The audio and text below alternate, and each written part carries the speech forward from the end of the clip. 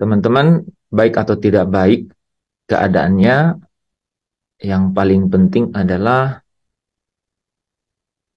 kita sedang mempersiapkan diri, ya. Kita selalu berjaga-jaga, kita selalu memperkarakan hidup ini tanpa berhenti. Tuh, jangan sampai seperti pemimpin muda yang sangat kaya, katanya rendah hati menurut profilnya itu, merasa kita sampai pada malam hari ini pada topik itu tuh. Merasa eh, tidak memperkarakan dirinya. Ya, tidak memperkarakan dirinya seutuhnya. Jadi percakapannya dengan Yesus sebenarnya penuh dengan ujian. Nah, teman-teman, eh, percakapan ini sangat penting karena itu adalah titik tolak atau titik awal seseorang bisa masuk ke dalam rencana pulang surga. Gitu. Kalau orang tidak berhasil dalam uh,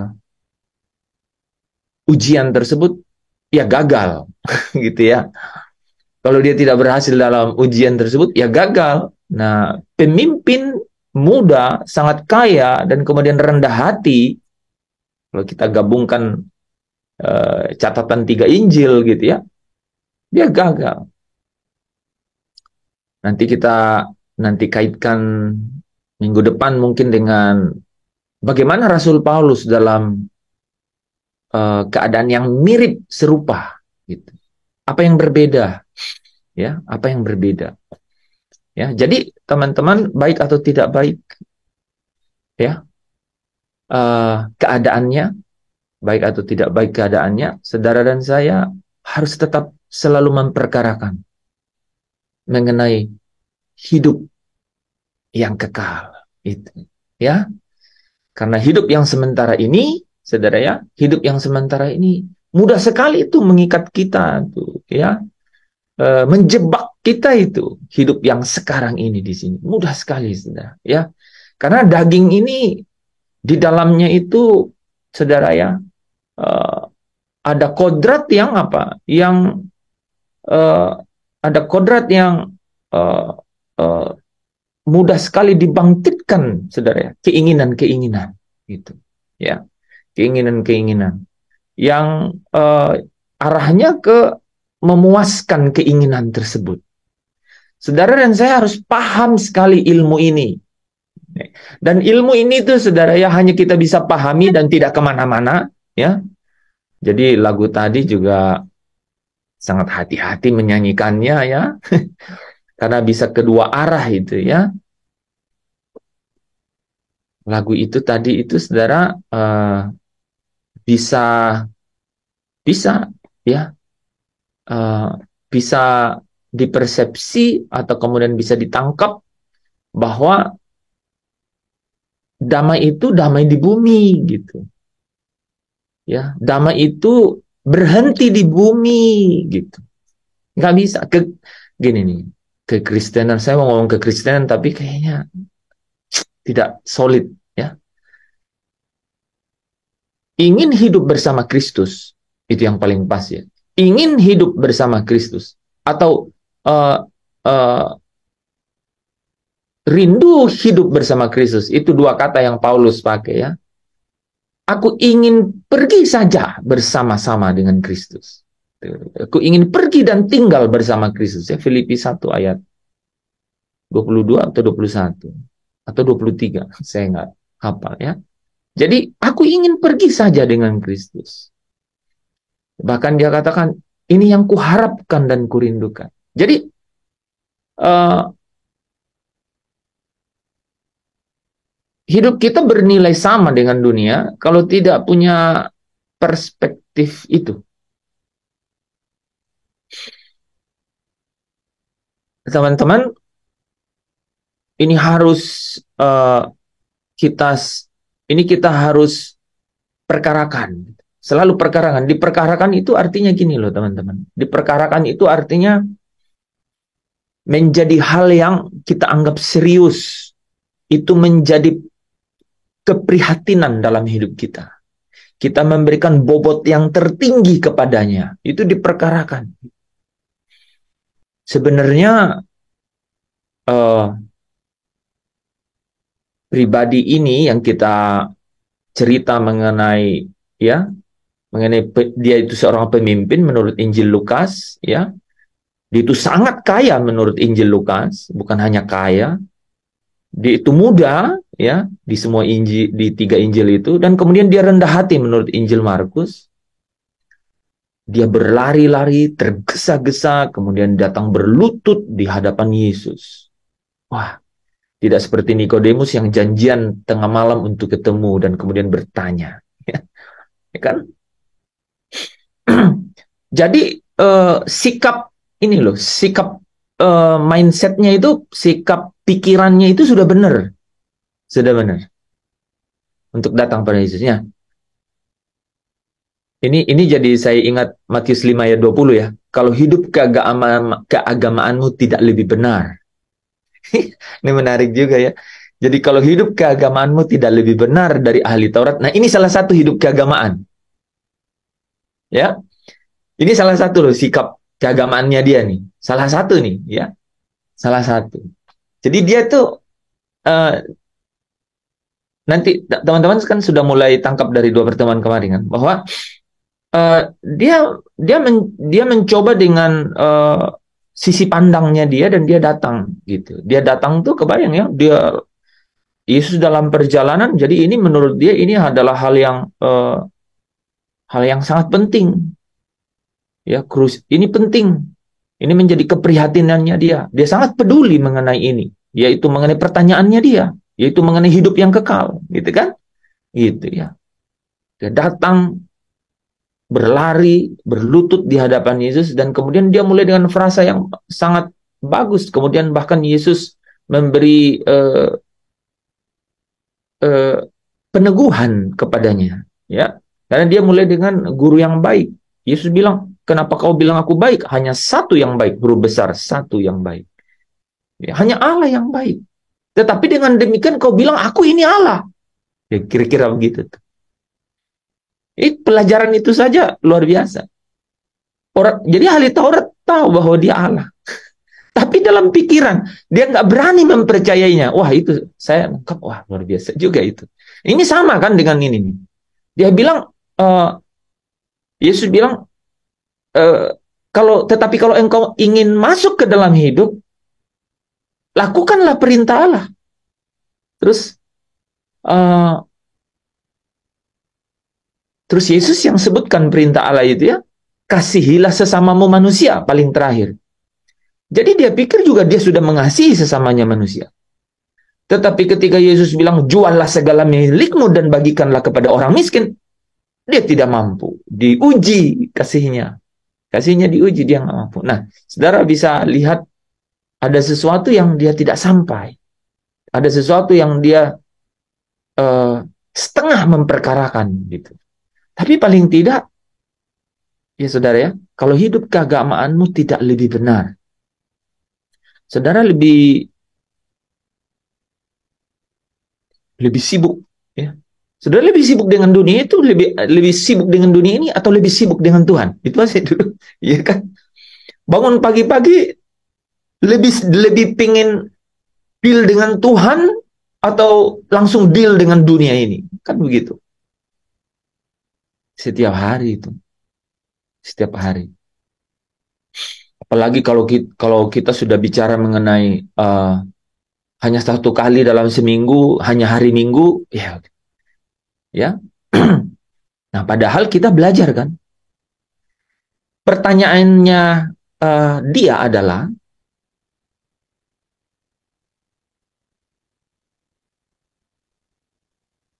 perbuatan baik apa? Perbuatan baik apa? Saudara kalau ingat kata perbuatan baik, Wahyu 14:13 bilang, dan orang yang mati dalam Tuhan, sungguh ini, kata Roh, mereka akan beristirahat dari jerih lelah mereka, dan perbuatan mereka menyertai. Itu perbuatan baik. 1, kedua. Mereka yang berdiri di, jadi Yohanes ditanya oleh malaikat yang ada di surga. Siapakah mereka itu? Jadi ini salah satu tua-tua di tahta Allah tanya Yohanes, siapakah mereka itu? Yohanes bilang, Tuhan mengetahuinya. Padahal tua-tua yang ada di tahta ini menguji Yohanes kan. Tuhan mengetahuinya. Akhirnya tua-tua ini bilang bahwa mereka itu adalah orang-orang yang keluar dari kesusahan besar. Mereka akan ya dikenakan pakaian putih. Ya, mereka akan dipakai jubah putih. Nah, itu bicara mengenai lenan halus, yaitu perbuatan-perbuatan mereka. Jadi kebayang ya saudara ya. Waktu pemuda ini bertanya, perbuatan baik apakah yang harus kulakukan supaya aku dapat masuk ke dalam hidup yang kekal? Ya. Itu adalah perkara yang harus dijadikan keprihatinan atau kepedulian gitu. Karena rupanya di bagian akhir dicatat. Nah, tadi malam kita juga bicara ini kan. Iman tanpa perbuatan mati gitu. Jadi ini memang real, bukan hanya satu sebab akibat gitu. Kan sering kita bahas, ya orang yang beriman sungguh-sungguh ya pasti nyata dalam perbuatannya. Tergantung apa saudara? Tergantung perspektif menurut saya. Ya. Dan firman mencatat itu. Ada orang ya, dikatakan orang-orang ini ada orang malang kalau apa? Menaruh pengharapannya kepada Yesus hanya untuk hidup di dunia ini saja. Kamu adalah orang-orang yang malang katanya. Kalau menaruh pengharapan kepada Yesus hanya untuk di dunia ini saja. Ya. Padahal nih saudara ya, keseluruhan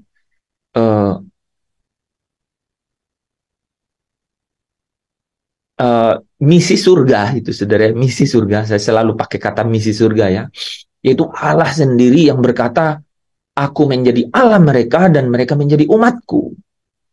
Saudara kalau ingat Wahyu pasal 21, dia membentangkan kemahnya katanya di tengah-tengah mereka. Dan maut tidak ada lagi. Ratap tangis kedukaan tidak ada lagi. Dan dia menghapus air mata dari mata mereka. Jadi ada misi yang luar biasa. Misi yang jelas. Yaitu apa? Pulang. Bawa mereka pulang. Supaya satu hari nanti di situ bersama-sama.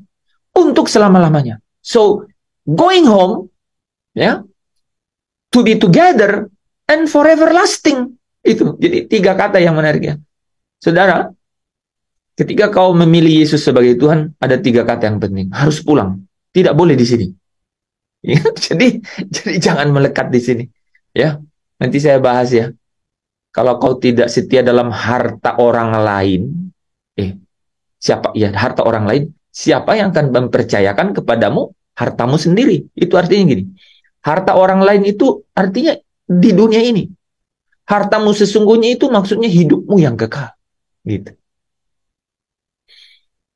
Nah itu, wah itu lebih dalam lagi tuh. Nanti kita bahas itu. Artinya, iya kita harus berhasil diuji. Ini pemimpin yang muda, yang sangat kaya ini diuji, gitu, diuji.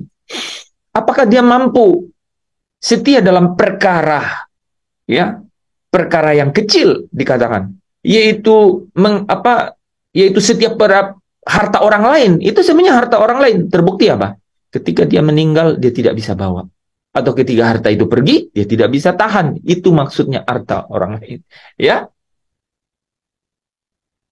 Nah, saudara, jadi ketika kita ikut Yesus, 3 hal itu. Kita ini saudara, sederhana, tapi it's challenging. sangat challenging.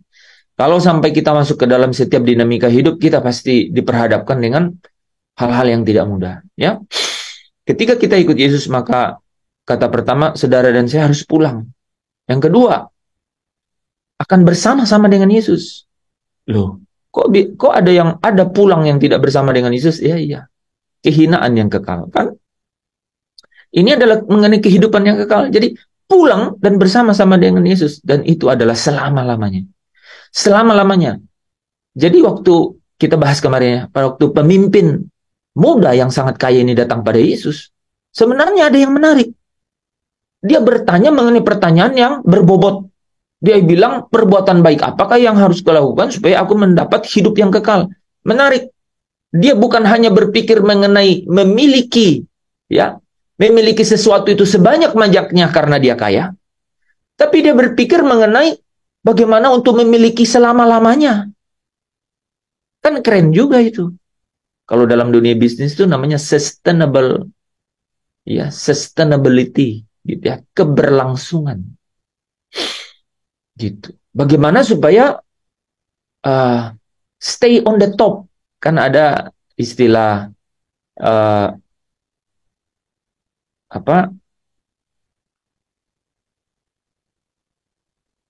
mencapai puncak, gitu kan? Tapi bagaimana supaya selalu ada di puncak? Ya, sustainability atau keberlangsungan. Jadi dia bukan hanya peduli mengenai memiliki sebanyak-banyaknya, tapi rupanya dia ingin memiliki selama-lamanya. Gitu. Jadi luar biasa. Nah, teman-teman, ya, sebelum saya tinggalkan poin itu tuh, saya ingin saudara tidak kehilangan hal yang utamanya. Ya, Matius 5 ayat 20, kalau hidup keagamaanmu tidak lebih benar. Ya, mungkin tidak banyak, mungkin tidak, udah pasti tidak semuanya, tapi ada hal yang sangat penting di situ. Adakah kita benar-benar peduli, benar-benar menjadikan itu keprihatinan, itu kita jadikan hal yang serius mengenai hidup kekal itu. Tadi malam saya katakan hidup kekal itu adalah bukan hidup di sini. Hidup kekal itu adalah hidup di surga. Dan itu artinya secara fisik hidup dalam kerajaan surga. Itu hidup kekal. Nggak ada hidup kekal di bumi. Tetapi orang kaya, pemimpin yang sangat kaya dan masih muda ini punya potensi dan lagi rendah hati, gitu ya.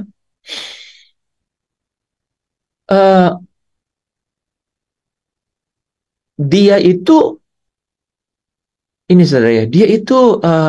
miss satu hal, gitu ya. Dia miss satu hal. Dia pikir hidup yang kekal itu adalah hidup yang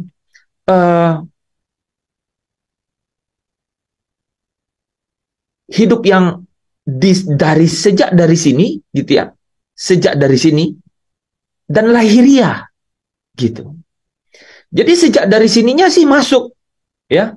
Dia juga tahu, gitu ya. Tapi nanti kita lihat ya, cacatnya ada di mana, ya.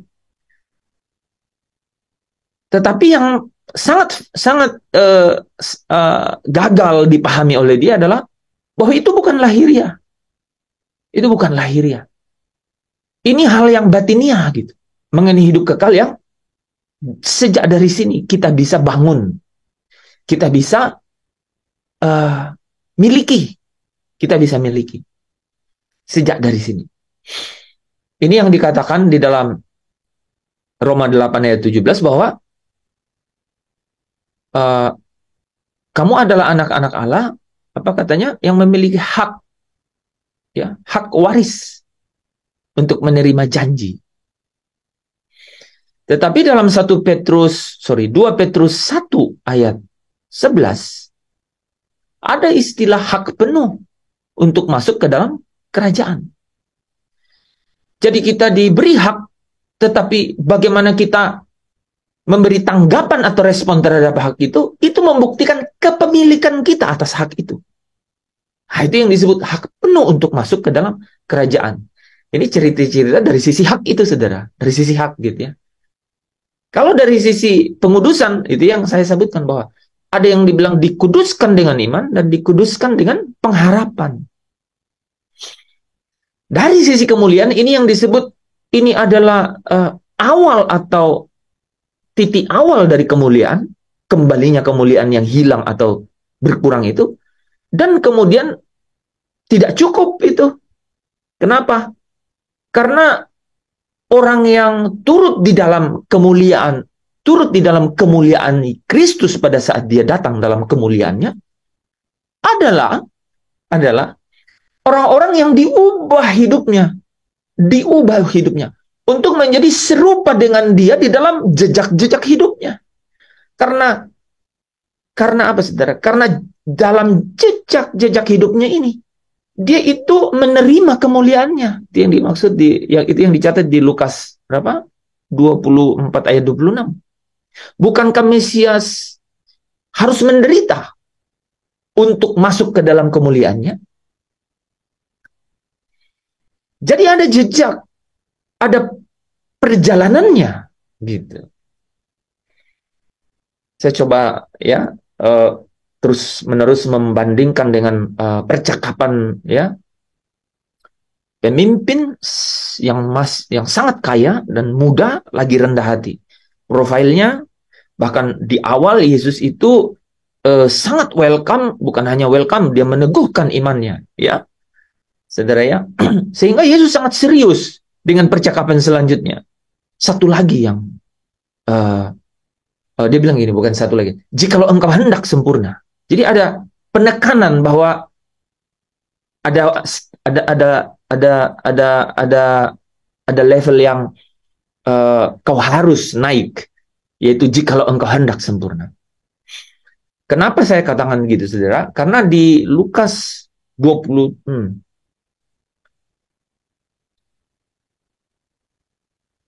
di Lukas 18 ya, kalau tidak salah ya. Yesus itu bicara, Lukas 10 ayat 25 ya. Yesus bicara dengan orang Yahudi yang juga bertanya pertanyaan yang sama. Kan? Perbuatan baik apakah yang harus kulakukan untuk memperoleh hidup yang kekal? Wah, itu nanti kalau saudara baca tidak ya mengenai siapakah sesama ya. Siapakah sesamaku manusia kan? Karena Yesus jawab, kasihilah sesamamu manusia. Kemudian lanjut, tapi kata-kata di situ muncul, ia mencobai ya. Ia mencobai. Jadi Yesus tahu maksud hatinya. Jadi di sini kita bisa lihat bahwa percakapan ini cukup solid di awal ya, cukup solid di awal. Ya. Dan Yesus juga konsisten sampai akhir ya. Hanya pemuda ini pergi karena dia tidak karena gini, karena dia tidak dapat memisahkan diri dari apa? Dari kenyamanannya di dunia ini. Gitu. Nah, ini jadi titik sesuatu yang luar biasa. Jadi ketika kita berbicara, saudara, bahwa bagaimana anak-anak Allah bisa turut dimuliakan bersama dengan Kristus, dia harus ikut jejak Kristus. Nah, jejak Kristus itu adalah jejak yang sebagai manusia, anak manusia, ya, sebagai manusia, jadi anak manusia. Memang Yesus yang dalam yang mengosongkan diri, ya, yang mengosongkan diri dan menjadi hamba, ya, mengosongkan diri dan menjadi manusia, gitu. Manusia 100%. Di dalam Ibrani berapa kemarin? Ibrani 2 ayat 17. Ya. Dia menjadi sama dengan kita di dalam segala hal. Gitu. Supaya dia dapat menyelamatkan kita, gitu kan? segala hal. Supaya dia dapat menanggung dosa segala bangsa, katanya ya, di ayat 17 itu ya. Ya. Dan kemudian di ayat 18-nya kemudian kita dapat mengikutnya ya. Ya. Kita dapat mengikuti jejaknya ya. Nah, teman-teman, itu di sini tuh poin yang sangat kita harus benar-benar apa ya?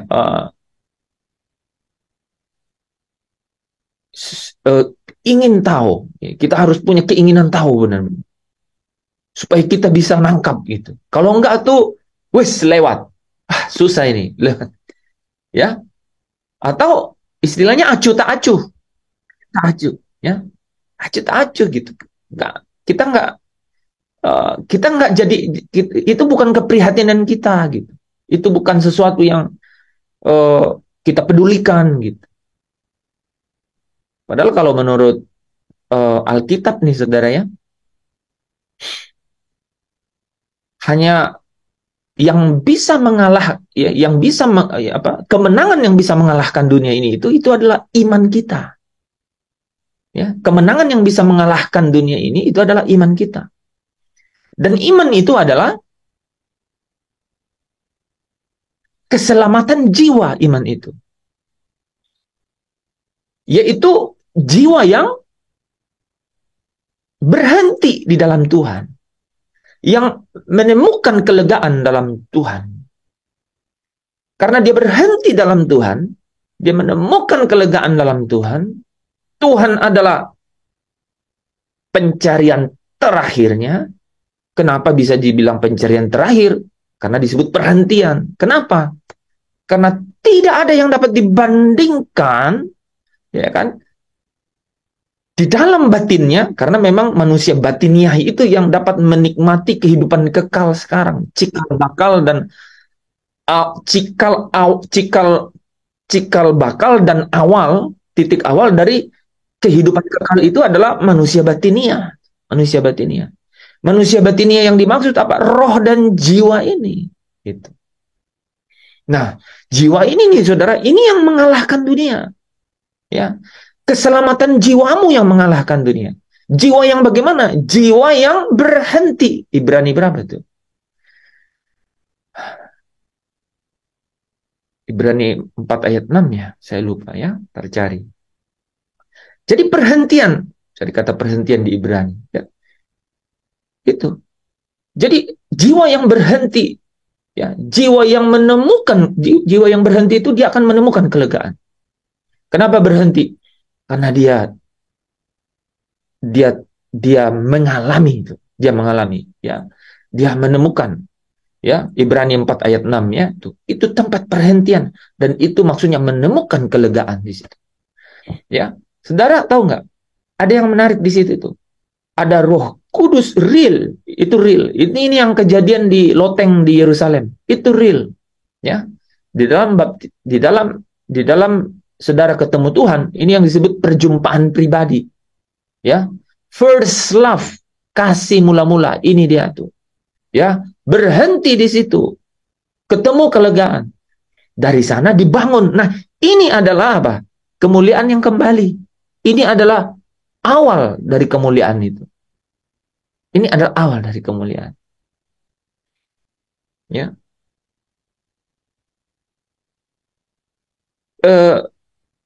Pemimpin yang muda ini, yang sangat kaya ini, dia tidak ketemu dengan ini, saudara. Dia nggak ketemu dengan ini. Ya. Sehingga dia sulit untuk melepaskan apa yang ada pada dirinya, gitu ya. Yaitu dia tidak mau menjual segala miliknya. Akhirnya dia pergi, ya, dengan sedih meninggalkan Yesus. Jadi, Bapak Ibu Saudara yang dikasihi Tuhan, poin pertama yang ini bukan hanya satu, tapi ini hal utama dalam kehidupan Kristen. Ini hal utama. Sepanjang perjalanan berikutnya, ujiannya adalah yang diuji itu ini, gitu. Saudara tahu nggak? Ini yang menarik nih. Ini ya. Jadi Bapak Ibu, memang benar ya, Kolose 1 ayat 22 katakan kematian jasmanianya itu menempatkan kita kudus tak bercacat, dan tak bercelah. Ini bicara mengenai kamu dikasih hak ahli waris, betul. Tapi kalau saudara lihat Efesus 1 ayat 14, itu bicara mengenai Roh Kudus yang sudah dimeterai sehingga kau mendapat hak tadi. Itu adalah Roh Kudus yang katanya Pak adalah jaminan bagian sampai kita memperoleh seluruhnya. Saudara bisa tangkap ya kata-katanya ya. Roh Kudus yang tadi dimeterai itu ketika saudara percaya, ketika kemuliaan itu kembali menjadi dasar. Ini juga yang dibahas di Roma 5 ayat 2. Dengan iman kita masuk ke dalam kasih karunia, dan di atas kasih karunia itu kita berdiri. Itu pondasinya itu. Lu dapat hak gitu di situ. Tapi saudara, Roh Kudus yang dimenteraikan ini di ayat Efesus 1:14 dikatakan menjadi adalah jaminan bagian sampai kita memperoleh seluruhnya. Yaitu apa? Ada yang hafal? Yaitu penebusan kita menjadi milik Allah. Kok milik ada lagi gitu ya? Bukannya kita sudah milik. Ini yang saya sampaikan tadi di 2 Petrus 1 ayat 11. Hak penuh masuk ke dalam kerajaan. Berarti ada sesuatu dong yang ditanya. Yes, ada sesuatu. Apa itu? Yang Yesus lewati, you harus juga lewati. Karena Yesus jadi manusia, itu jadi yang sulung. Artinya, untuk apa itu, Pak? Dicerita di sini. Yesus kan sudah menang. Ya, dia menang sebagai manusia yang sudah menang. Ini dalam rangka apa? Dia menang sebagai manusia supaya dia dapat menerima kemuliaannya. Kenapa kemuliaan menjadi perkara di sini? Karena ketika dia datang dalam kemuliaannya, hanya orang yang apa saudara? Yang menjadikan Kristus itu adalah hidupnya, yang dapat turut apa? Dimuliakan bersama dengan dia. Ya, Kolose 3 ayat 4. Yang turut bersama dia itu ya yang dimuliakan bersama dia. Nah, saudara, ingat, Kristus ya sebagai manusia menjadi sama dengan kita dalam segala hal. Ya. Menjadi sama dengan kita dalam segala hal ya, Ibrani 2 ayat 17. Ya. Supaya dia dapat menebus dosa segala bangsa, kalau nggak salah bagian terakhir kalimat itu kan. Gitu. Ya. Ada perjalanannya, ya. Ada via dolorosanya itu, saudara. Jadi itu berbicara mengenai dua. Pertama, dia manusia 100%. Jadi saudara, diberikan jejak-jejak bahwa kau juga bisa melewatinya. Satu. Yang kedua, ini adalah perjalanan dimuliakan bersama Kristus. Ini adalah perjalanan untuk masuk ke kemuliaan. Kota yang mulia itu, di mana apa? Di mana dipenuhi oleh cahaya kemuliaan Allah. Dan Kristus adalah apa? Pengharapan akan kemuliaan itu. Bagaimana Kristus menjadi pengharapan akan kemuliaan itu? Kristus sendiri yang kemudian apa? Yang kemudian masuk ke dalam apa? Via dolorosanya gitu. Ya. Nah, makanya di atas kasih karunia itu, ketika saudara percaya dan dimeterai dengan Roh Kudus, saudara menemukan kembali yang namanya kemuliaan. Itu kenapa di 2 Korintus 3 ayat 18 dikatakan kita ini mencerminkan kemuliaan. Roma 3 ayat 23, kehilangan kemuliaan Allah. Kekurangan kemuliaan Allah. Ya. Sekarang kamu mencerminkan kemuliaan Allah. Karena apa? Kematian jasmanianya menempatkan kamu kudus, tak bercacat dan tak bercelah. Tetapi, menarik kalimat berikutnya. Dan kemuliaan itu datangnya dari Tuhan, dari Allah Bapa, yang adalah roh. Artinya apa? Kemuliaan yang kita tuju itu adalah kemuliaan di kota yang mulia itu. Ya. Dan Kristus itu adalah pengharapan akan kemuliaan itu. Dikatakan, maka kita diubah. Dia itu kata-katanya menarik. Diubah menjadi serupa dengan gambarnya. Dalam kemuliaan yang semakin besar. Jadi, Via Dolorosa itu adalah refleksi dari apa? Progresivitas dari kemuliaan. Kemuliaan yang semakin besar. Perjalanannya namanya pertandingan iman. Ya. Perlombaannya namanya pertandingan iman. Ini perlombaan wajib. Ya, perlombaan wajib. Itu namanya pertandingan iman. Karena pertandingan iman ini akan menghasilkan iman yang tahan uji. Karena inilah keselamatan jiwamu. Ya. Ya, inilah keselamatan jiwamu, ya, yaitu iman, ya. Engkau telah mencapai tujuan imanmu, yaitu keselamatan jiwamu. Jiwa yang hasilkan perbuatan, gitu. Nah, pemimpin yang kaya dan masih muda ini, dia nggak menangkap itu. Ya, dia nggak menangkap itu. Padahal Yesus sudah kasih clue di bagian terakhir. Setelah dia katakan, aku sudah aku sudah mulai loh dengan cara-cara yang aku dengar dari kitab Musa, gitu. Dari pengajar-pengajar Taurat, gitu. Aku udah mulai. Dan Yesus nggak menyanggah. Yesus cuma menguji di bagian akhir. Jikalau engkau hendak sempurna, gitu. Karena orang muda ini berkata, apalagi yang masih kurang, ya, apalagi yang masih kurang. Yesus naikkan, bawa dia ke situ. Karena apa? Waktu itu kan belum ada penebusan, belum ada penebusan, belum ada penebusan. Jadi Yesus bawa kalau engkau hendak sempurna, pisahkan diriku dari dunia ini. Semakin kudamba kerajaanmu. Ya, jadi saudara jadi dapat poin di situ ya. Kita hanya bisa beranjak dari situ. Kita nggak punya usaha untuk fondasi. Efesus 2:8-9. Pemberian Allah. Ditarik oleh Bapa. Tapi di atas itu, Roma 5:2 berkata, kamu harus berdiri dan bermegah. Tapi bermegahnya apa? Bermegah akan kesengsaraan. Why? Karena itu jejak Kristus untuk masuk dalam kemuliaan.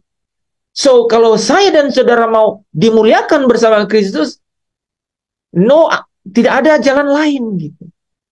Jalannya adalah ikut jejaknya gitu. Masuk dalam jalan Via Dolorosa gitu. Perjalanan ini walau dalam bara mengukir permata, permatanya itu adalah kemuliaan. Nah, realitas dalam kehidupan kita adalah hidup yang berubah. Gitu. Makanya kemarin Pak Lebri bilang, apa buktinya saudara belajar? Betul, hidupmu diubah. Siapa yang jawab kemarin tuh? Bu Mona. Iya. Jadi buktinya saudara belajar adalah kamu diubah, gitu. Kamu diubah, ya. Sekarang jadi ngerti kan perubahannya apa, Pak? Perubahannya apa? Dalam bahasa surga nih. Bahasa surga ini kan memang harus bahasa surga. Dalam kemuliaan yang semakin besar. Saudara tangkap nggak diri saudara semakin mulia, kemuliaannya itu semakin besar dalam pandangannya Allah? Nangkap nggak gitu? Terasa nggak? Kalau nggak terasa sama sekali, berarti memang belum ada yang berubah. Kalau hidup keagamaanmu tidak lebih benar. Nah, wah itu ada memang agak dalam nih, saudara ya, situ ya. Oke,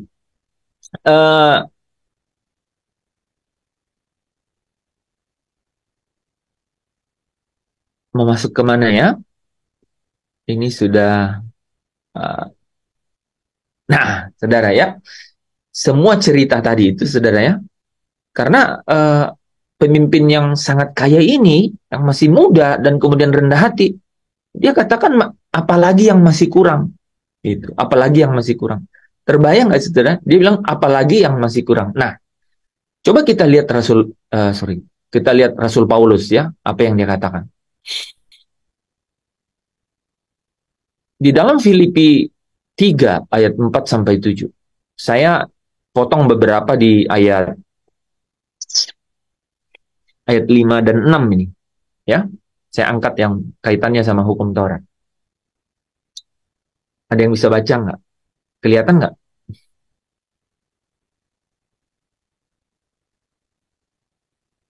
Jadi menurut Rasul Paulus menganggap perbuatan seperti pemimpin yang muda yang sangat kaya itu tuh istimewa. Tidak ada cacatnya, betul. Yesus juga nggak menyanggah, nggak. Yesus hanya uji naik ke level yang Yesus mau, yaitu hidup kekal. Nah, ini sebelum kita lewat ya. Itu bagus kan? Yesus nggak menyanggah perbuatan itu. Tapi Yesus mau Yesus uji untuk naik ke kemuliaan supaya dapat menerima hidup kekal itu. Karena hidup kekal itu bicara mengenai hidup di tempat yang mulia itu. Namanya surga. Di kerajaan surga. Jadi pengertian selamat nih, saudara, itu hampir menjadi kerdil dengan wawasan ini. Ya. Kalau kita bilang selamat dalam pengertian umum, itu kan masuk ke dalam kerajaan surga, ya. Masuk dalam kerajaan surga. Dan itu artinya di surga secara fisik. Itulah hidup yang kekal, kan, gitu ya. Itu adalah hidup yang kekal. Dan Yesus memberi ujian kepada pemimpin yang kaya ini, ya, yang rendah hati, yang masih muda, punya potensi. Sehingga di Injil Markus dikatakan Yesus itu menaruh kasihan, menaruh kasih kepadanya. Jadi menaruh kasih kepadanya. Jadi sebenarnya dia, waduh, ini udah sebenarnya dia harusnya tahu kebenaran bahwa hukum Taurat itu adalah penuntun sampai Kristus itu datang. itu saudara paham ya? Kita udah pernah belajar itu ya. Hukum Taurat itu adalah penuntun sampai Kristus datang supaya orang dibenarkan bukan karena hukum Taurat tapi oleh Iman. Itu tuh. Nah, kalau Paulus sing ada lawan. Ya, beda.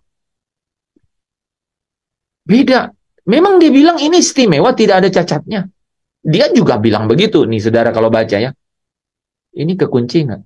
Oh, enggak kan? Jangan-jangan kekunci. Oh, enggak ya. Oke. Lihat, saudara. Sekalipun aku juga ada alasan untuk menaruh percaya kepada hal-hal lahiriah. Ya. Maksudnya perbuatan-perbuatannya. Ya. Atau statusnya, gitu ya. Disebutkan nanti di bawah. Jika ada orang lain yang menyangka dapat menaruh percaya kepada hal-hal lahiriah, aku lebih lagi. Coba bayangkan ya. Aku lebih lagi. Jadi kalau kita memperkirakan gitu ya, Rasul Paulus ini menganggap perbuatan pemimpin yang muda yang sangat kaya ini, yang rendah hati ini istimewa, tidak ada cacatnya. Karena dia sampai bilang apalagi yang kurang gitu. Jadi Paulus bilang, aku lebih lagi kalau bicara mengenai hal-hal lahiriah. Nah, ini ada dua potongan kalimat yang wow. Tentang pendirian terhadap hukum Taurat, aku orang Farisi. Ini di atasnya ini ada yang bilang, aku Ibrani asli. Artinya mama dan papanya Yahudi. Gitu, saudara. Tentang kebenaran dalam menaati hukum Taurat, aku tidak bercacat.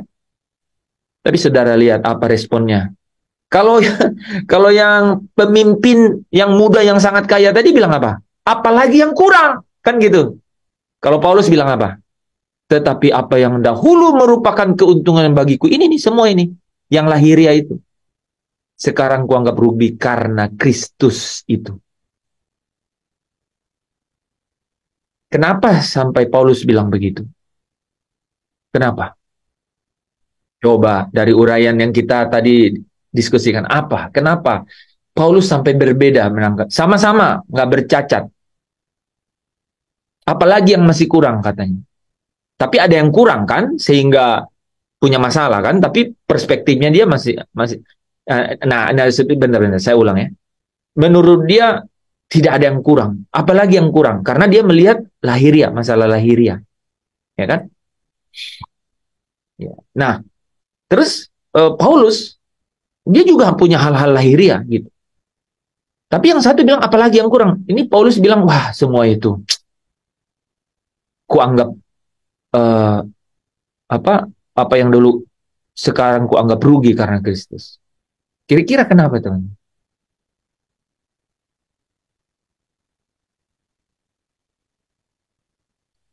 Karena Paulus telah hidup oleh iman.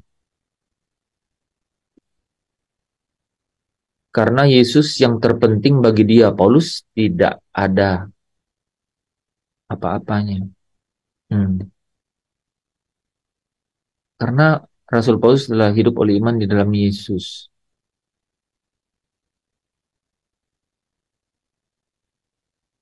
Iman yang seperti apa? Kalaupun iman gitu. Terus Bu Nur bilang karena Yesus terpenting bagi dia. Kenapa terpenting bagi dia? Paulus tidak ada apa-apanya. Ken, kenapa bisa terpenting? Kenapa bisa terpenting? Ini kan pertanyaan yang bisa kita kayak ini loh, kayak bungkus kado. Bungkus kado ya bungkus kado. Bungkus kado kan bungkus kado. Tapi di dalam pasti ada kadonya nggak?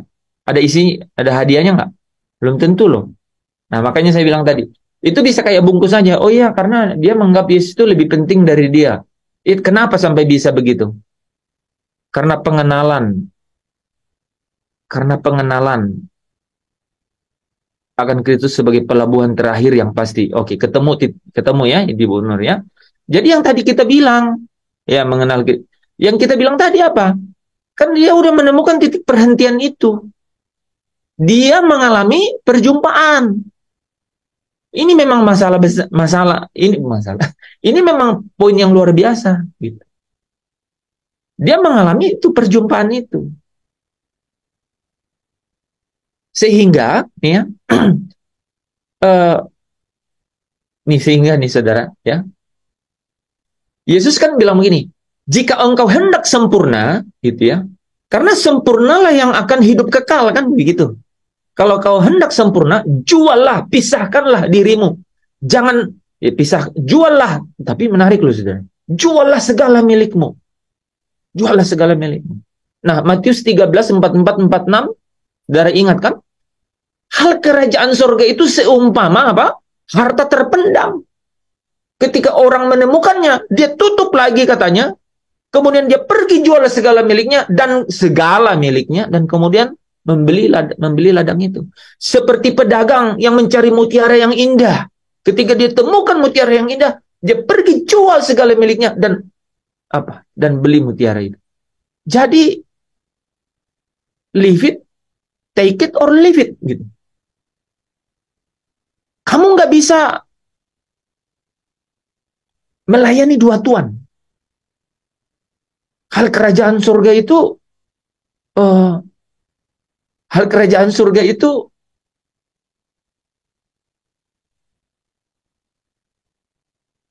harus meninggalkan dunia gitu. Harus benar-benar meninggalkan dunia. Baru bisa saudara ya, memulai perjalanan secara batiniah menuju hidup yang kekal itu. Di mana hidup yang kekal itu maksudnya adalah hidup di surga, dan surga yang dimaksud itu adalah kerajaan surga yang secara fisik itu. Di sini belum ada.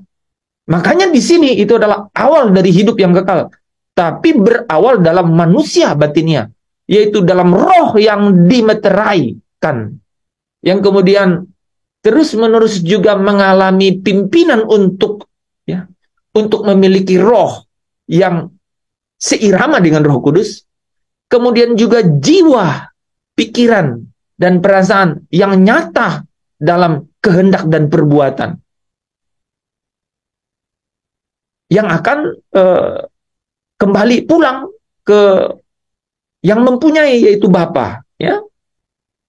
Nah, jadi ada yang berbeda, ya. Ada yang berbeda nih, saudara, ya. Di dalam tanggapannya, responnya Paulus, ya. Jadi bagi Paulus semua ini dianggap rugi, ya, bila dibandingkan dengan pengenalan akan Kristus, ya. Walaupun dalam menaati hukum Taurat, Paulus itu tidak bercacat, tapi pengenalan akan Kristus, ya, itu membuatnya berkata, kalau aku masih melekat dengan hal yang lahiriah ini, saya masih anggap diri saya benar, karena pemimpin yang kaya dan mudah itu berkata, apalagi yang kurang, gitu. Dia bilang gitu, apalagi yang kurang. Di titik itu, dia tidak mati, saudara. Ya, dia tidak berakhir. Dia tidak mengatakan, aku ini bukan aku lagi, gitu. Ya. Sementara Rasul Paulus sebenarnya, ya, ini Rasul Paulus sendiri hidup itu tanpa hukum Taurat. Nih kan, Rasul Paulus sendiri hidup tanpa hukum Taurat. Tetapi ketika ia melihat hukum tersebut sebagai sesuatu yang rohania, ia melihat dirinya bersifat lahiriah. Sebenarnya Rasul Paulus sendiri itu hidup tanpa hukum Taurat. Ya, coba kita baca di sini, ya. Ini harus cerdas nangkapnya ini, karena dia tuh, inilah kenapa dikatakan ini loh, saudara. Kristuslah yang dapat menyingkapkan, ya, saudara ingat ya 2 Korintus pasal 3, ya. Hari ini pun kalau mereka membaca kitab Musa, katanya, pikiran mereka tumpul, dibilang begitu kan? Terselubung, katanya. Karena Kristuslah yang dapat menyingkapkan. Maksudnya apa sih? Itu perjumpaan. Kalau orang masuk dalam tempat perhentian menurut Ibrani tadi, ya 4 ayat 10, ya. Tempat perhentian, di sana dia ketemu kelegaan. Dia di sana ketemu pencariannya. Itulah perjumpaan itu. Ya. Oke. Dahulu aku hidup tanpa hukum Taurat. Roma 7 ayat 9. Akan tetapi sesudah datang perintah itu, dosa mulai hidup. Dahulu aku hidup tanpa hukum Taurat. Ketika hukum Taurat itu datang, dosa itu hidup. Ya, ini kan dia cerita di Roma 7, ya. Sebab kita tahu bahwa hukum Taurat itu adalah rohani, tetapi aku bersifat daging, terjual di bawah hukum dosa. Sebenarnya hukum Taurat itu rohani, artinya sebenarnya menyentuh batinia, sebenarnya. Ya, makanya Yesus tutup kalimat ke pemimpin yang kaya itu, katakan kasihilah sesamamu manusia, gitu, ya. Itu mau bicara mengenai bahwa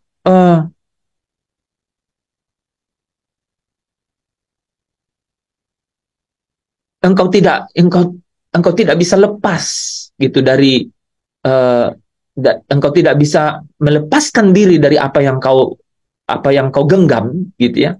Kalau engkau tidak mengasihi sesamamu, ya, engkau nggak bisa. Makanya Yesus bilang di Lukas 14 kan, 26-27, kalau tidak membenci bapak ibu, ya, istri, anak-anak, nyawa, nggak bisa jadi murid, gitu, nggak bisa, ya.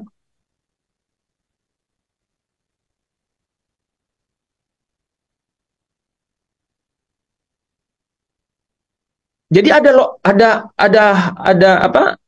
Sebenarnya Taurat ini rohani, ya, adalah rohani, artinya menyentuh batinia sebenarnya, menyentuh batinia.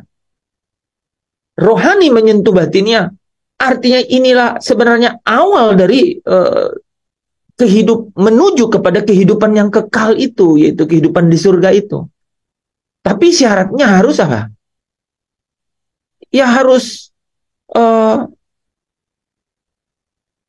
memisahkan diri dari, melepaskan diri dari semua apa yang membelenggu, apa yang mengikat kita di dunia. Gitu. Nah, kepada pemimpin yang kaya ini, ya kekayaannya. Yesus makanya bilang, juallah milikmu. Jadi Yesus tahu bahwa kamu masih ada yang mengikat dalam dirimu. Kalau kau nggak lepaskan itu,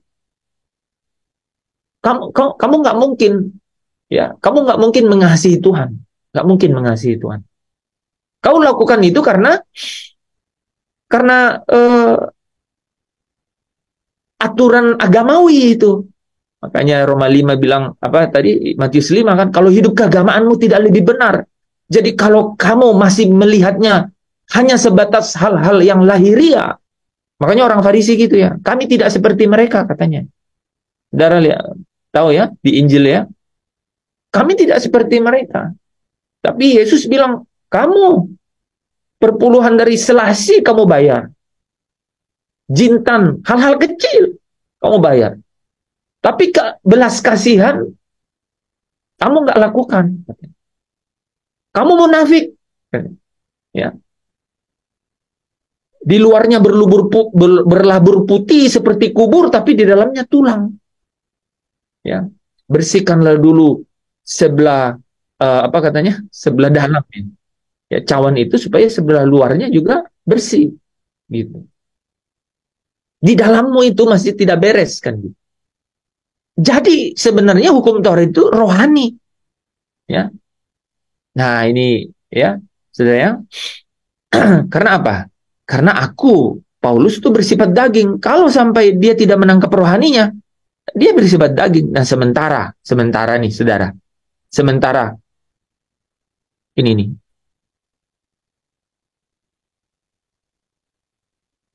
Karena karena daging itu, ini lebih. Aku bersifat daging. Jadi nggak bisa rohani, nggak bisa nangkap nih Taurat nih. Karena aku bersifat daging. Karena rupanya daging tidak takluk pada hukum itu. Jadi lu memang nggak bisa. Nggak bisa ngapa-ngapain. Paulus ngerti itu. Aku daging. Dan daging tidak takluk sama hukum Taurat itu. Itu kenapa ada Roma 8 ayat 2. Allah mengirim Yesus ke dalam daging yang serupa dengan daging. Ya, yang serupa dengan daging. Ya.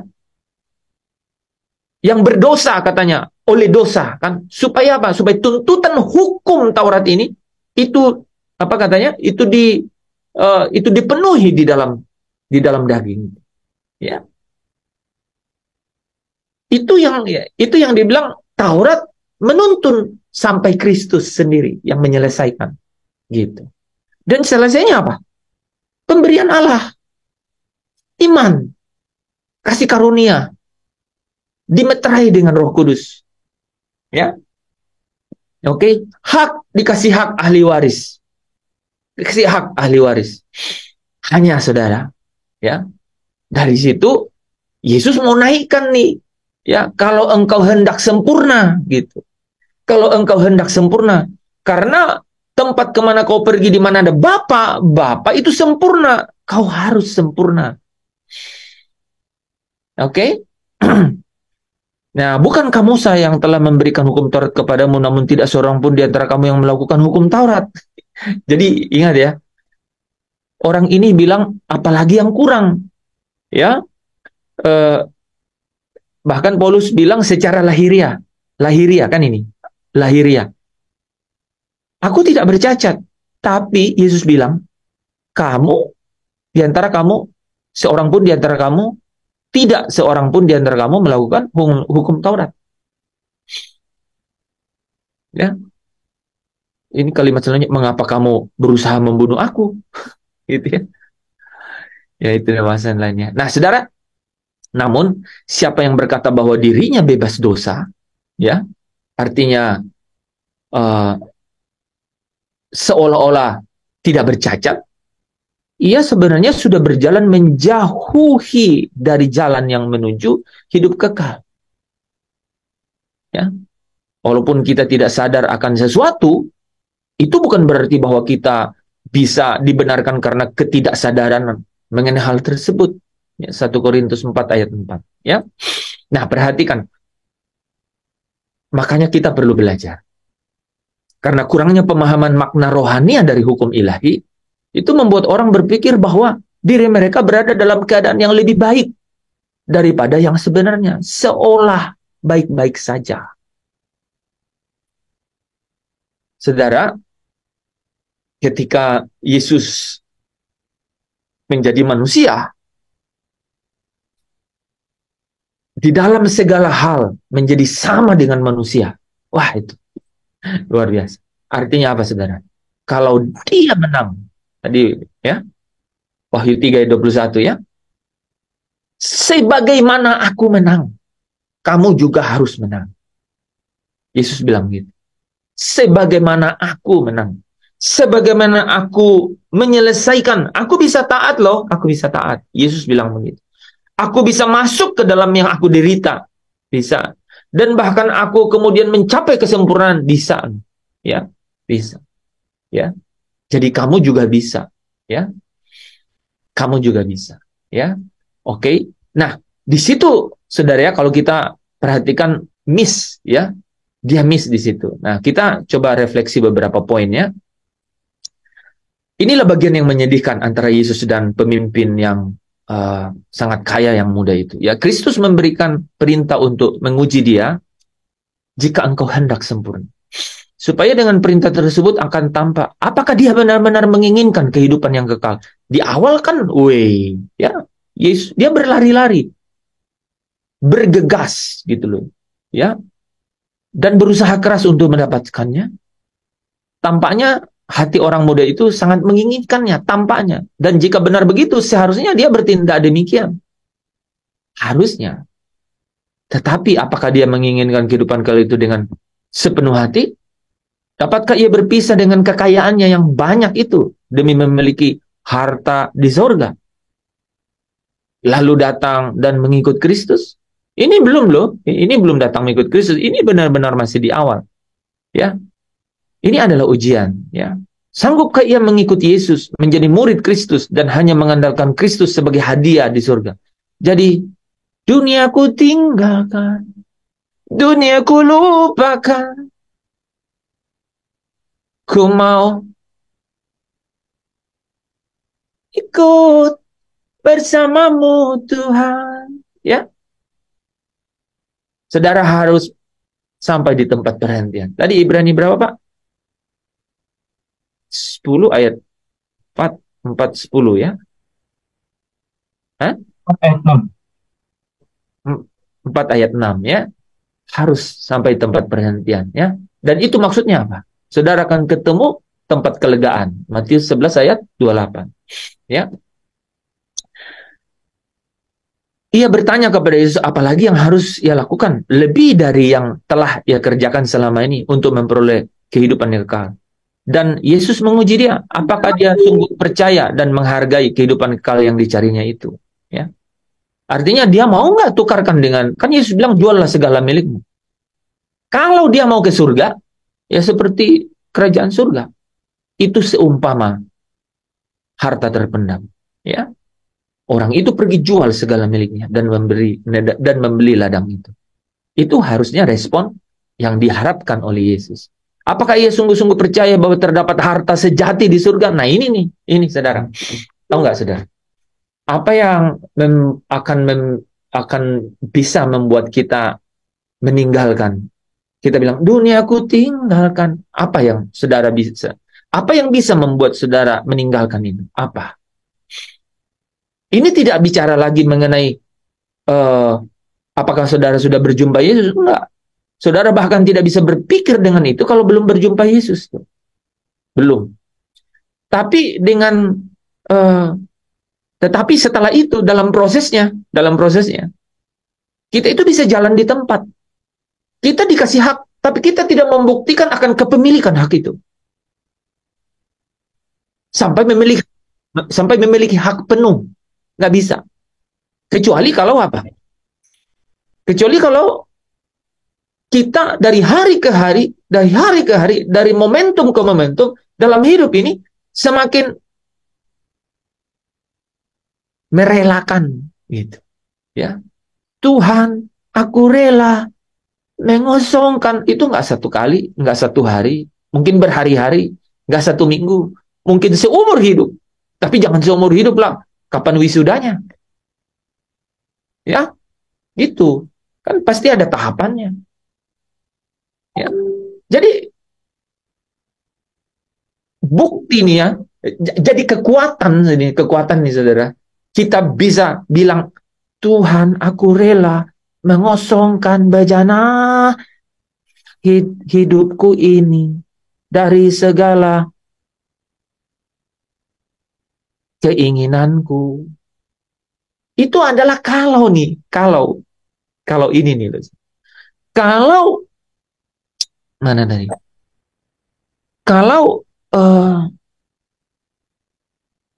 sungguh-sungguh percaya bahwa terdapat harta sejati di surga. Gitu. Yang cukup untuk menggantikan semua yang ia tinggalkan atau kehilangan atau disisihkan bagi Yesus. Itu sampai kepenggalannya di diskon-diskon ini.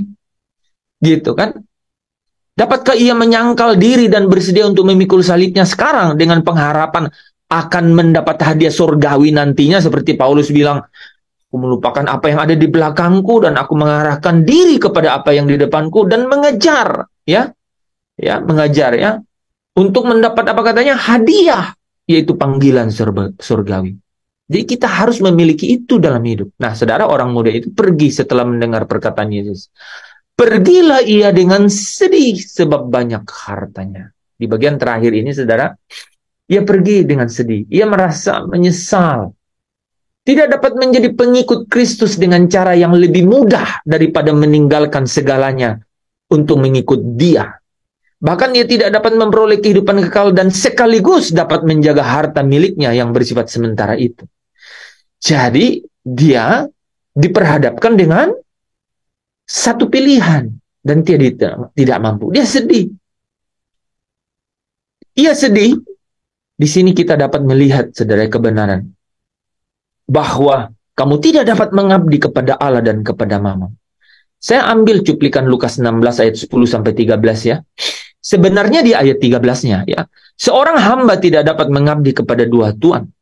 Karena jika demikian ia membenci yang seorang dan mengasihi yang lain, atau ia setia kepada yang seorang dan tidak mengindahkan yang lain. Kamu tidak dapat mengabdi kepada Allah dan kepada Mammon. Mammon itu, saudara, apa saja yang membuat saya dan saudara tidak menjadikan Tuhan itu satu-satunya dalam hidup saya dan saudara. Itu Mammon. Ya, mungkin uang akan hilang loh. Jadi digital currency, ya, gitu ya. Gitu, bisa saja gitu ya. Dulu kan uang nggak ada, alat tukarnya lain gitu. Tapi Mammon itu bicara mengenai apapun, saudara, ya, yang membawa saudara dan saya menjadi dingin, menjadi tidak lagi menjadikan Allah itu menjadi satu-satunya tujuan. Nah, saudara, pilihan dalam hidup itu selalu ada dua nih, di ayat 10, 11 dan 12. Bagus untuk kita renungkan. Barang siapa setia dalam perkara-perkara kecil, itu perkara yang di sini, itu yang kecil, saudara. Hal-hal dunia. Ia pasti juga setia dalam perkara, ia setia juga dalam perkara-perkara besar. Hal-hal surga. Dan barang siapa tidak benar dalam perkara-perkara kecil, dalam hal-hal di dunia ini, ia tidak benar juga dalam perkara-perkara besar. Jadi orang-orang yang tidak memberi respon secara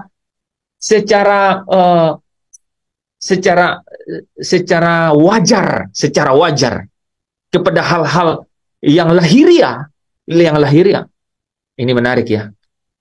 Orang-orang yang tidak dapat memberi respon kepada hal-hal secara wajar terhadap hal-hal yang lahiriah. Artinya ya kalau perlu, ya udah yang perlu. Tapi jangan yang kau ingini, yang kau cari dengan mengorbankan segala sesuatu kan gitu. Ya, jadi orang yang uh, memberi respon yang tidak wajar kepada hal-hal yang lahiriah, itu dikatakan apa, saudara?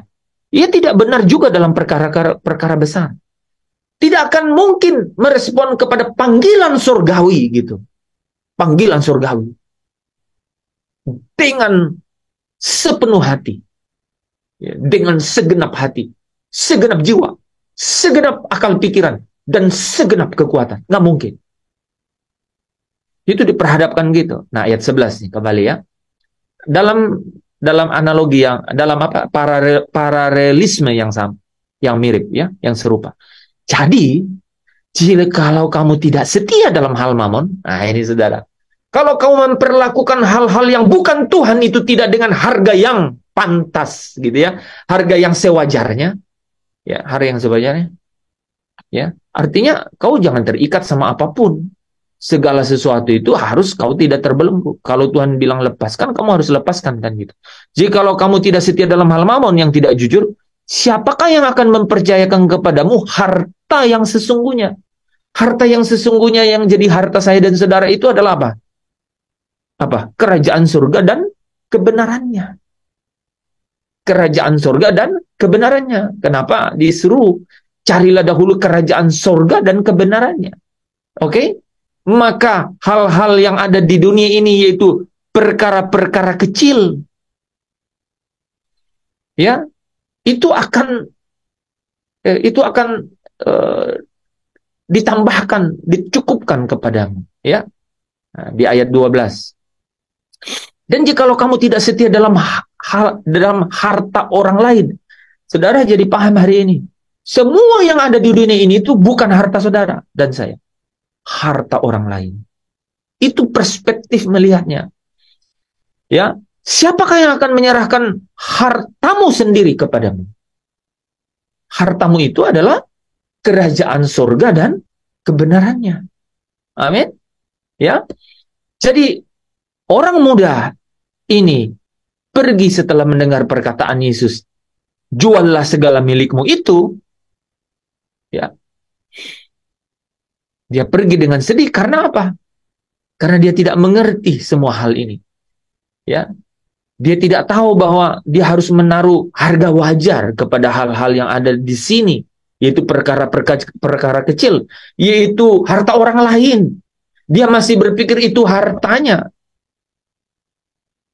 Dia menjadi gagal di dalam apa? Memberi nilai yang pantas untuk kerajaan surga. Nah, oke? Nah, di bagian terakhir ini saudara, ya, ujian kerohanian itu adalah apa? Seberapa jauh kita mengasihi Kristus dan sesama kita. Ini yang muncul di Wahyu 14 ayat 12 juga ya. Yang penting di sini adalah ketekunan orang-orang kudus. Ya, di dalam menaati perintah Allah dan iman kepada Kristus. Dalam hal-hal inilah pemimpin muda yang sangat kaya ini diuji, saudara. Ya, ini ada 4 poin kalau saudara perhatikan baik-baik ya. Sebenarnya kalau kita menguji ini ya, apa yang terjadi dalam cerita ini dengan pemimpin yang sangat kaya ini dan masih muda ini, saudara ya, awalnya datang kepada Yesus sebenar-benar dengan rendah hati gitu ya. Dan Yesus juga merespek dia dengan perkataan-perkataan ujian untuk mengangkat dia ke tingkat yang lebih mulia, istilahnya lebih mulia ini saudara. Tapi ia gagal karena apa? Jika seandainya ia memiliki kasih yang sejati kepada Kristus, ia akan datang seperti Paulus dan mengikut dia, menuruti ajarannya dan tunduk pada segala aturannya, apapun yang dituntut darinya.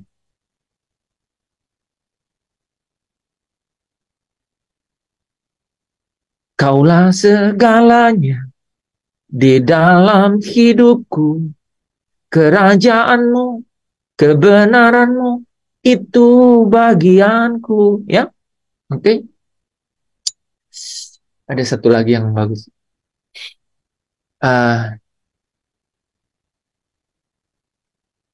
Aduh, tapi bagus.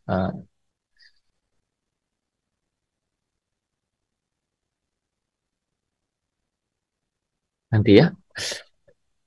Jadi di sini dia tidak ada seorang pun yang akan mewarisi hidup kekal jika ia tidak bersedia menerima bagiannya dalam mengikuti Tuhan Yesus, yaitu untuk mengikuti Sang Anak Domba kemanapun ia pergi. Ya, bagian yang dituntut itu adalah dia adalah segala-galanya. Yang lain harus ditinggalkan, gitu. Ya, jika pemimpin yang kaya ini, saudara ya, memiliki kasih yang sejati kepada sesamanya. Jadi kalau dia memiliki kasih kepada Kristus, ya disuruh jual kek, disuruh apa saja yang lain gitu, ya melepaskan jabatan begitu, dia lakukan. Kenapa? Ya, keindahanmu memudarkan dunia, di mataku engkau termulia. Ya, keindahanmu memudarkan dunia. Jadi keindahan ya yang kita dapati di dalam Kristus itu memudarkan dunia gitu. Ya, dunia ini meaningless gitu. Ya, ini hati-hati itu. Dia masuk lagi di remove. Itu yang masuk tadi di awal. Ya. Di waiting room nggak diinterogasi. Nggak usah kita deal sama ini. Ya, ini menarik loh, saudara. Ya, jadi ini pemuda-pemudi, kalau kita analisis ini bagian akhir kan. Jadi kalau kita lihat apa yang terjadi, seandainya dia jadikan, gue mau ikut Yesus, kan dia kan berlari, ya berlari itu dia bergegas gitu loh, saudara. Karena Yesus dalam perjalanan dan dia datang berlutut di hadapannya dan bilang, guru yang baik, perbuatan baik apakah? Ya. Harusnya kalau dia mau benar ikut Yesus, kemudian dia bilang, keindahanmu Yesus memudarkan hartaku, gitu ya. Hartaku itu tidak ada apa-apanya, dia pasti berhasil. Oke, dapat ya? 1, 2. Kalau seandainya ia memiliki kasih yang sejati kepada sesamanya, kan Yesus bilang, kasihilah sesamamu. Kasihilah sesamamu. Dia bilang gini, aku sudah melakukan, apalagi yang kurang. Yesus bilang gini, kalau engkau hendak sempurna. Jadi Yesus bilang gini, enggak, kamu masih terikat tuh. Kamu masih terikat. Kalau kamu bilang kasih sejati sama sesama, maka setiap kali ada kesempatan, ia akan membagi-bagikan harta bendanya kepada orang miskin, yang merupakan penerima-penerima berkat dari Allah. Dan berkat-berkat yang mereka terima itu adalah hak Allah yang atas kekayaan kita. Berkat-berkat yang mereka terima ini, yaitu orang-orang miskin ini, itu adalah haknya Allah yang dititipkan dengan kita. Kalau benar-benar ia memiliki kasih yang sejati kepada sesama, katakanlah bukan yang ini alasannya ya, tapi yang ini, gitu ya, dia juga bisa lolos loh. Benar nggak? Tangkap ya? Ana sama Mira bingung. Ulang-ulang. Iya gitu. Iya, oke, ya gitu kan. Ya, saya menjelaskan semua. Ini ya, ini kan dari ini ya. Ini loh, ujian kerohanian terhadap pemimpin murid inilah sebagai apa? Seberapa jauh ia mengasihi Kristus dan sesama. Seandainya dia benar-benar mengasihi Kristus dan dia bilang tidak ada seorang pun akan mewarisi hidup kekal jika ia tidak bersedia menerima bagiannya, atau dikatakan tadi, tunduk kepada segala hal aturan apapun yang dituntut dari dia oleh Kristus, dia pasti berhasil. Ya kan? Dia nggak pulang dengan sedih kan? Pasti. Benar nggak? Udah Yesus bilang apa aja ikut. Kan gitu. Yang kedua, bisa saja begini. Kalau ia memiliki kasih yang sejati kepada sesama, kalau hanya tuntutannya, juallah segala milikmu dan berikanlah kepada orang miskin. Iya dong, miskin. Orang miskin, saya kasih. Ya, jual. Seperti Sakeus kan. Seperti siapa? Orang-orang di Makedonia ya. Di Makedonia. Ya, di Makedonia kan? Kok Makedonia? Iya, Makedonia ya. Orang-orang miskin di Makedonia kan ada ceritanya ya. Di Tesalonika kan? Gitu ya. Orang-orang miskin di Tesalonika, mereka berbagi dari kekurangan kan? Gitu. Dia tahu bahwa itu berkat-berkat itu adalah haknya Allah yang diberikan kepada orang miskin ya, yang dimiliki oleh mereka, ya, kekayaan mereka. Dia harusnya pemahamannya ini, gitu kan? Oke. Nah, atau nih saudara, atau jika orang ini memandang rendah dunia ini, tadi itu loh, kalau sampai itu dianggap adalah eh, perkara-perkara yang kecil, ya kan? Dia memberi harga yang wajar, yang sesuai, ya. Dia memandang rendah dunia ini, artinya sebagaimana yang seharusnya ia lakukan, maka ia tidak akan keberatan untuk menjual segala miliknya.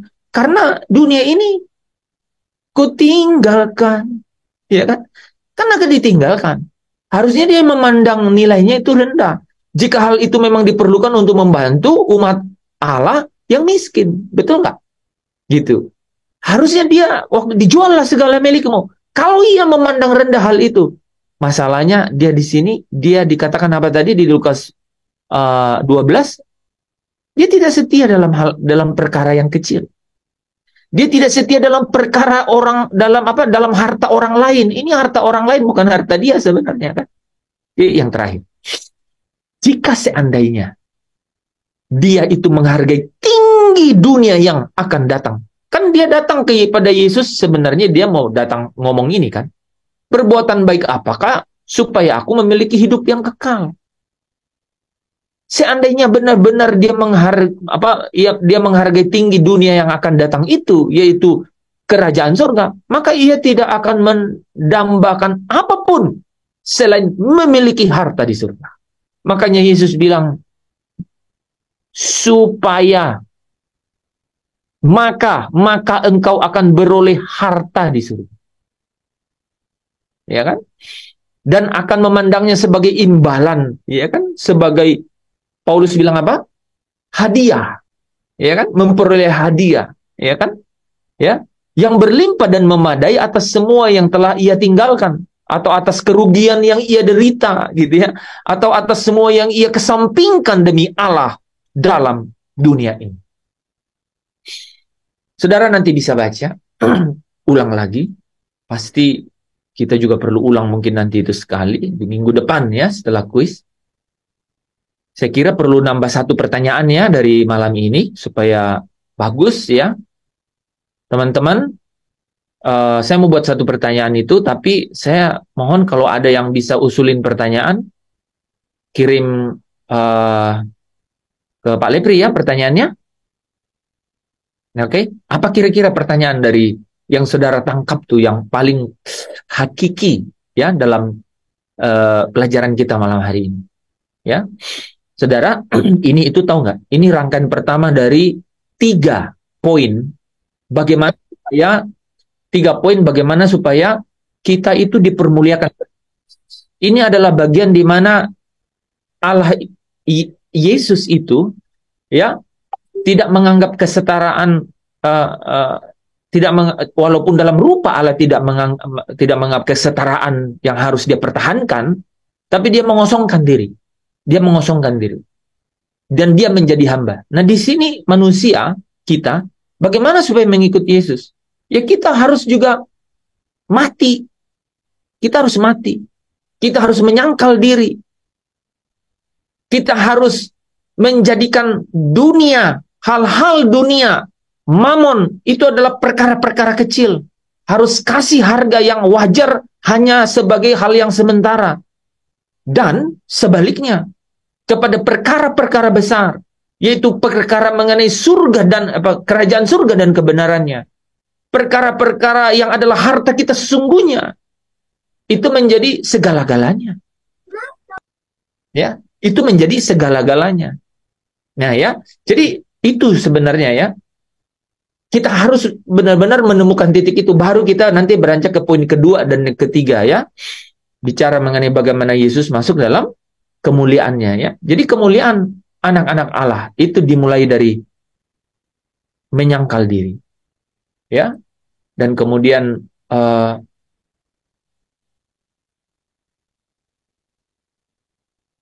artinya menjadi menyangkal diri artinya kita bukan kita lagi ya, aku bukan aku lagi, tetapi mati.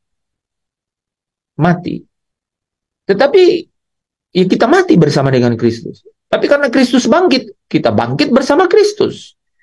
Tetapi kalau kita bangkit, artinya kita hidup bukan lagi untuk diri kita lagi, tapi bagi Dia, ya. Bagi Dia, ya. Berapa itu? 1 Korintus 5:15 ya. Jadi dan Kristus telah mati bagi semua orang supaya mereka yang hidup bukan lagi hidup bagi dirinya sendiri, tapi bagi Dia yang sudah mati bagi mereka. Ya. Terpujilah Kristus.